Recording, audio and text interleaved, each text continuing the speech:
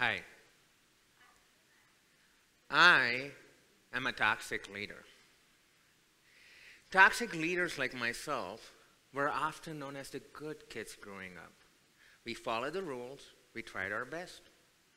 But the thing is, there's this very innocent looking road that slowly leads one from being a sweet young person to one whose actions negatively affects those around them, whether that's in their intention or not. And that seemingly innocent looking road looks exactly like the one we are all on right now. It's isolating. It feels like you can't get ahead no matter what you do. It's a routine you can find yourself in at a time like right now, where we are in the middle of a pandemic and at a state of high emotional stress. It's a moment in time when we get caught up in survival, forced to focus more on how we are rather than who we are. Every one of you listening right now is a leader in his or her own way. You may have been in a leadership role at work, at school, or even at home. Regardless of the place, the very instant you interact with people, you will affect them. And the kind of decisions you make determines the kind of leader you are. Now is the time to educate everyone on the importance of speaking right, doing right, treating each other right at the workplace. And most of all, being non-toxic leaders. And it starts with recognizing 3 symptoms that could lead us to become toxic leaders, which you'll know soon from my story. Looking back on it, I remember the moment when I realized who I had become and what I was doing. One afternoon at work, my boss called me in for an impromptu one-on-one meeting. She said, "Hey Raj, I just wanted to confirm something with you. In one of the annual performance reviews I got for Jane, I noticed something unusual. I see quite a few sentences which starts with statements like, be a leader like Raj, be a team player like Raj, you have to be a creative thinker like Raj. I find it quite odd that someone would use your name this many times in giving feedback to another employee.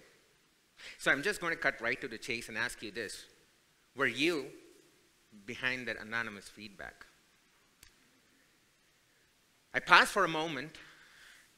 I was flustered, confused, speechless, and shocked all at the same time. And then I said, "You know me. I'll never do such a thing like that." And I lied. And then I went home. My wife was out of state at a conference, and I, being alone, started drinking, smoking cigars, taking extra anxiety pills, and had multiple panic attacks. I wasn't myself. My legs were shaking, my hands felt numb, my entire body was trembling. My heart was pounding. I desperately needed to talk to someone, but there was no one there to listen to me. I tried calling my wife several times, and after multiple attempts, she finally picked up the phone. She said she was available only for a couple of minutes. I was crying profusely because I wanted to know how to get out of the situation I put myself in. Because that's the thing about toxicity. When you affect people, the toxic residue still remains on your hands. You could either try to hide it or come clean. My wife reassured me that everything was going to be okay, and the only way to get out of this situation was to come clean. But even then, I was trying to hide my toxic residue. I did 4 30-minute rounds of meditation, thinking I'll get these ideas to get out of the situation. Like in the movies, where a person does meditation and then gets this sudden awakening, and magically he or she will think about something that changes their lives. Yeah, that did not happen to me that day. I started writing down all my feelings, and I looked at it for about an hour over and over again. I could visually see who I had become and what I was going through for several years. Suddenly, everything became so real to me. I realized it was time. It was time for me to make a change. But why did I go through the tsunami of emotions? Because I'd gotten caught. I was guilty and leaned into my toxic traits to get whatever I wanted. Now, how will you know if you have toxic traits? You'll know if you constantly compare yourself with other people. Your self-worth is driven by your latest results. You cannot celebrate other people's success because it makes you feel angry and jealous. What we need to notice here is people aren't generally toxic. A person isn't a 100% toxic human. We all have toxic traits, and it gets amplified when you face three kinds of symptoms. Recognizing these symptoms can help you lead from a place of positivity and can protect others from the harm as well. The first symptom to look out for is a state of high stress. Anyone can become a toxic leader, and it gets amplified during stressful situations. Just think about it. When is a parent more likely to yell at their child, or any one of us likely to exhibit changes in our behavior? It's during times of stress. The pandemic is a breeding ground for stress. According to the American Psychology Association, nearly 8 in 10 adults say that the coronavirus pandemic has caused a significant source of stress in their lives. And most of these people are in leadership roles. But how are they coping with the demands of life coupled with survival? Unfortunately, I had to deal with this for quite some time. And it took forced awareness to have the ability to identify situations that could compel me to respond in a toxic manner, which was not both healthy or supportive. Ultimately, these toxic traits, when repeated over a period of time, it makes you desensitized towards these actions. So from my thick, deep Texas accent, you already probably know I was not born in the United States.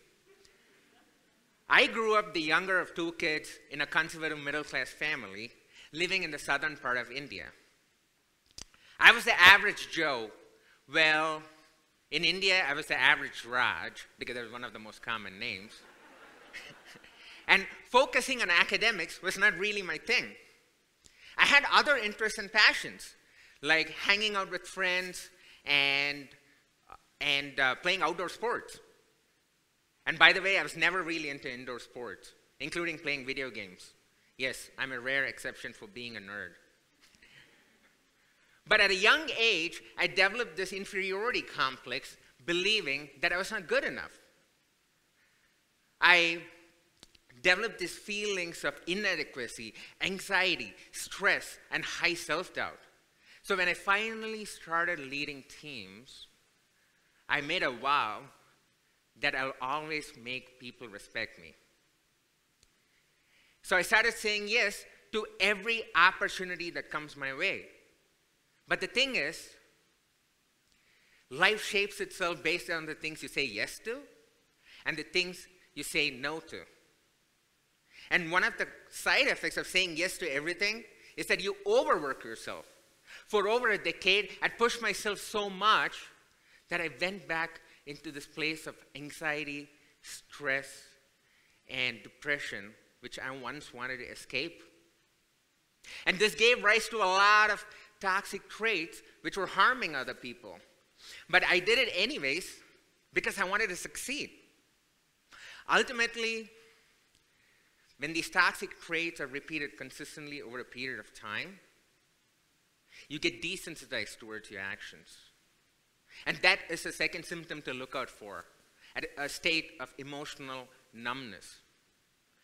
People become emotionally numb to protect themselves from further pain and suffering. You are your actions, even during times of difficulty. remember the toxic residue still remains on your hands. Growing up, I was always the underdog. Well, I guess that's why I still root for the Cleveland Browns. And I had this constant fear that I was disappointing people, which stems from my childhood experience. So when I finally got into leadership roles, I decided that people should always notice me. So I started making decisions which are harming other people, but I did it anyways, right? And ultimately, when this led to a series of actions that led me to harm other people and became part of who I was. And these toxic traits and habits, when it starts affecting other people, you completely become desensitized towards them. And it becomes a normal part of who you are. And one of the consequences of being desensitized towards your actions is you become highly insecure. Your insecurity is your worst enemy. It's like a tumor which grows bigger and bigger and starts affecting every living organism around it. So that is the third symptom to look out for. That is a space of insecurity, especially job insecurity. Now more than ever, people are anxious about what will occur in the future. And this creates feelings of insecurity that increases the likelihood of one's tapping into their own toxic traits, especially those in leadership roles. I was highly insecure throughout my life because I was in this constant fear that I was being ignored. So when I finally started leading teams and was in a position of leadership, I decided that it'll never happen again. People should always notice me, and I should always be in the spotlight. I had the hunger for recognition, the willingness to do anything to succeed. I'm pretty sure many of us here can identify with that. But the reality was, I was highly insecure about myself and my job. I thought people were looking at every step I take. But the actual reality is, no one cares about what you do. They see only the actions and the results. So when you start seeing patterns where you're becoming defensive, you're micromanaging, you constantly want to be in the limelight, then you're highly insecure and it's time to make a change. Toxic leaders at the workplace have made life unbearable for employees. And these employees start repeating the same behavior when they get into leadership roles. And this creates a never-ending cycle. And this has to stop. And that's what I decided to do. I decided to break this cycle.